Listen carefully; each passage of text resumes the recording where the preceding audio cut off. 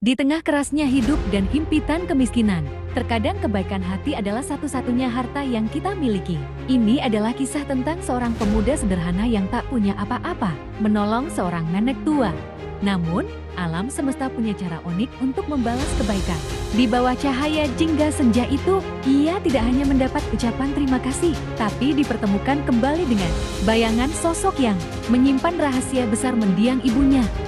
Langsung aja, yuk kita bahas kisahnya.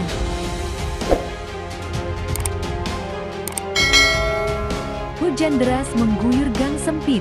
Aris berdiri di depan pintu kontrakannya yang terkunci gembok besar. Semua barangnya hanya muat dalam satu tas ransel kusam. Aris menghela napas panjang. Pemilik kontrakan tidak mau lagi mendengar janji.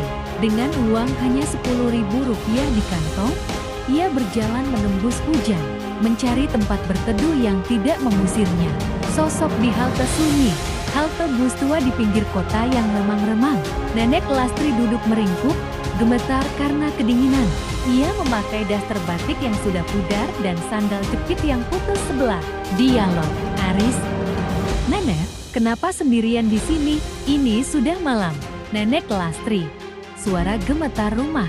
Saya mau pulang, tapi jalannya jati asing semua. Perjamuan terakhir, Aris duduk di samping Nenek Lastri.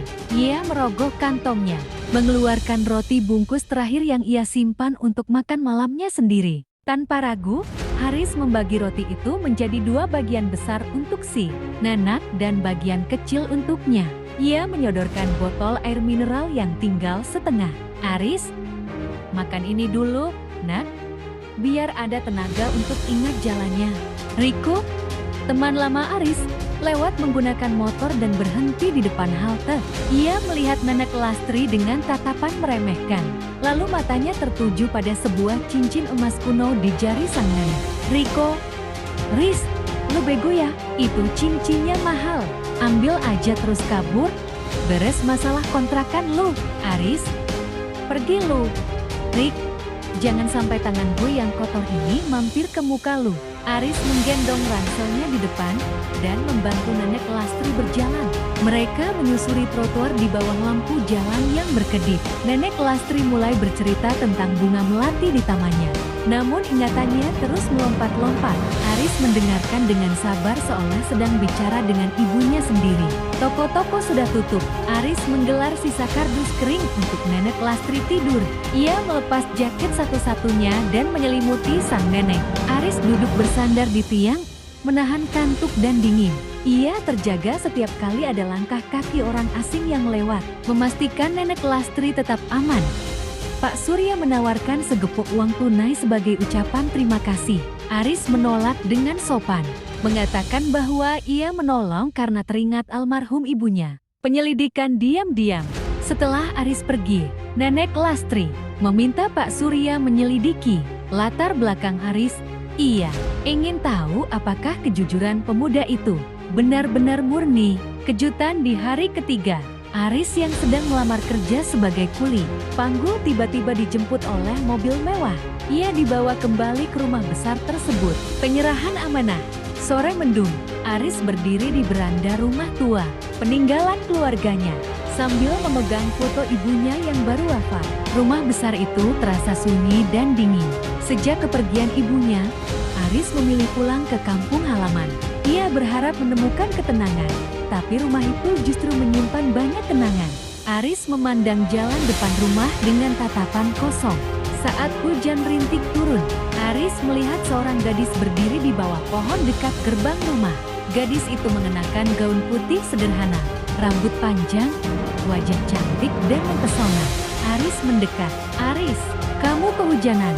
Masuk dulu saja. Gadis itu tersenyum lembut. Gadis, terima kasih.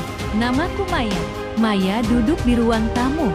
Ia memperhatikan rumah tua itu seolah mengenalnya. Maya, rumah ini indah, tapi terlihat kesepian. Aris, mungkin karena penghuninya memang sedang kehilangan. Maya menatap Aris dengan iba. Hujan reda. Mereka duduk di beranda sambil minum teh. Maya ternyata pandai membuat Aris tersenyum lagi. Mereka berbicara tentang mimpi, kehilangan, dan masa depan. Maya, Kadang kehilangan datang agar kita belajar menghargai yang masih ada. Aris terdiam. Kata-kata itu menenangkan hatinya. Keesokan paginya, Aris mencari Maya ke jalan tempat mereka bertemu. Tapi tak ada yang mengenalnya. Penduduk desa justru berkata, "Warga, di jalan itu jarang ada orang lewat saat hujan." Aris bingung. Apakah Maya hanya kebetulan? Malam hari, Maya muncul lagi di taman belakang rumah. "Kamu dari mana saja? Aku mencarimu." Maya tersenyum. "Aku selalu ada. Hanya kamu yang baru melihat." Aris mulai merasakan sesuatu yang aneh. Tapi kehadiran Maya membuat hatinya tenang. Hari-hari berikutnya, Maya sering datang. Mereka berjalan di kebun, memasak bersama, tertawa di dapur, dan duduk di beranda saat senja. Aris yang sebelumnya murung kini kembali hidup. Perempuan itu seperti cahaya yang datang saat hidup Aris gelap. Saat membersihkan lotang, Aris menemukan album lama milik ibunya. Ia terkejut melihat foto masa muda ibunya bersama seorang gadis yang sangat mirip Maya. Di belakang foto tertulis, "Untuk sahabatku, Ratna, dari Maya." Aris membeku. Aris bertanya pada bibinya, "Maya adalah sahabat ibumu. Mereka sangat dekat, tapi Maya meninggal kecelakaan puluhan tahun lalu." Aris lemas. "Tidak mungkin, aku bertemu dia." Bibi hanya diam ketakutan. Malam itu Aris menunggu di beranda. Maya datang seperti biasa. "Siapa kamu sebenarnya?" Maya menunduk. "Aku memang Maya. Aku datang karena ibumu belum sempat menyampaikan sesuatu padamu." Aris gemetar. Maya menyerahkan sebuah kotak kecil tua. Di dalamnya ada surat dari ibunya. Isi surat, "Aris, jika kamu membaca ini, berarti aku sudah tiada. Jangan hidup dalam kesedihan. Carilah bahagiamu." Ibu menitip pesan lewat seseorang yang sangat ibu percaya. Air mata Aris jatuh. Aris menatap Maya dengan perasaan campur aduk. "Kenapa aku merasa aku jatuh cinta padamu?" Maya tersenyum sedih. "Karena aku datang saat hatimu paling rapuh." Aris memegang tangan Maya. Dingin namun nyata, langit mendung dan angin kencang. Maya berdiri di halaman. "Tugasku sudah selesai. Aris, aku harus pergi. Jangan tinggalkan aku lagi, kehidupanmu baru dimulai. Jangan mencintai bayangan." Tubuh Maya perlahan memudar diterpa cahaya hujan. Aris berlari mengejar, namun hanya udara kosong. Ia jatuh berlutut di jalan, menangis di tengah hujan. Namun untuk pertama kalinya, tangis itu bukan karena kehilangan, tapi karena telah merasakan cinta. Beberapa bulan kemudian, rumah tua kini hidup kembali. Cat baru, taman rapi, suara tawa anak-anak tetangga. Aris membuka usaha kecil di rumah dan tersenyum menyambut hari. Di beranda, angin berhembus lembut. Ia melihat sekilas sosok Maya tersenyum dari kejauhan, lalu menghilang bersama cahaya senja. Aris tersenyum. "Terima kasih, Maya."